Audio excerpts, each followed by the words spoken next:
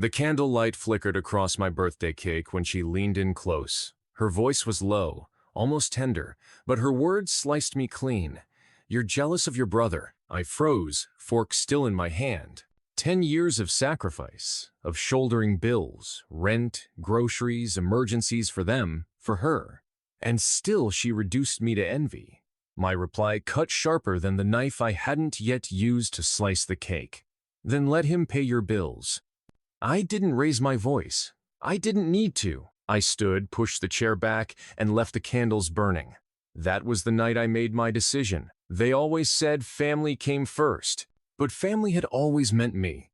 The fixer, the provider, the one who bailed them out when checks bounced, when cards maxed, when landlords knocked. My brother Adrian was the golden boy, charming, useless, and eternally broke. But to my mother, he shone brighter than I ever could. I noticed the pattern years ago. Adrian failed. I paid. He gambled. I covered. He smiled, and they excused. Me? I worked 2 jobs, paid the mortgage, and carried the weight of their lives like it was stitched to my spine. At first, I thought it was love, then duty, then habit.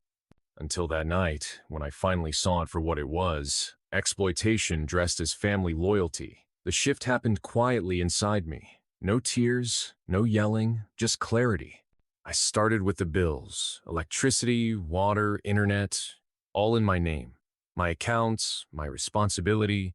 I called each provider one by one. My voice steady, polite, terminate service, effective immediately. I moved to the cards. My mother's emergency credit line canceled. Adrian's backup debit. I'd been refilling when he overdrafted closed. Auto payments for rent stopped. Insurance gone. Bills don't pay themselves. And I no longer would. At first, they didn't notice. The fridge still hummed. The lights still flicked on. But weeks later, the cracks split open. I got the first call from my mother at midnight. "Why is the gas off? Your brother has a guest. He can't even cook dinner." I let the silence hang, then asked Adrian. The second call was sharper. "The landlord says we're behind 2 months. What did you do?" "Correction," I whispered. What didn't I do? I didn't stop there. Quietly, I redirected my pay. For years, I had funneled everything into their survival. Now it flowed into me. I signed the deed to my own apartment. Sleek, modern, paid in full. While they fought over overdue notices, I unpacked new furniture and poured myself wine. Revenge doesn't always roar. Sometimes it whispers, "No." When I cut them off completely, the begging began. Adrian showed up at my work. His charm cracked, his smile twitching under the weight of overdue balances. "You can't just leave us like this," he hissed. "Can't I?" I said, looking him dead in the eye. "Welcome to adulthood. Bills don't pay themselves." He stormed off, furious. But behind his anger, I saw it. The first glimmer of fear. The climax came the night of the reunion, 10 years, and not once had they invited me. Every summer they gathered, laughing, posting photos, pretending I didn't exist. This year, though, the tables turned. The knock at my new front door came at dusk.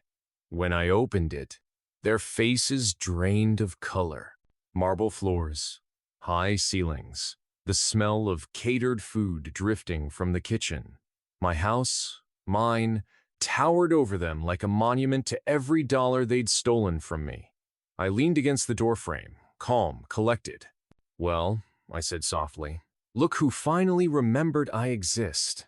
Adrian's mouth opened, closed. My mother's eyes darted to the chandelier, the polished glass, the walls they could never afford. How did you?" she stammered. I cut her off. Simple. I stopped paying for you and I started paying for me. Their silence was better than any applause. Adrian finally spoke, desperation leaking through his perfect facade. "You can't mean this. We're family." I stepped closer, letting the weight of my words fall like a hammer. Family doesn't use one child to keep another comfortable. Family doesn't bleed you dry and call it love. Family doesn't whisper poison on your birthday. My mother flinched. I tilted my head, savoring the moment. "But you were right about one thing, Mom. Bills don't pay themselves." I paused, smiled, and let the knife twist. So, good luck paying yours. I shut the door before they could respond. Behind it, silence. Then footsteps retreating. No apologies, no guilt, just panic. I didn't chase. I didn't need to. Their downfall had already begun, and I had no intention of saving them this time. Now I sit in my living room, lights blazing, heat warm, fridge full, and I breathe.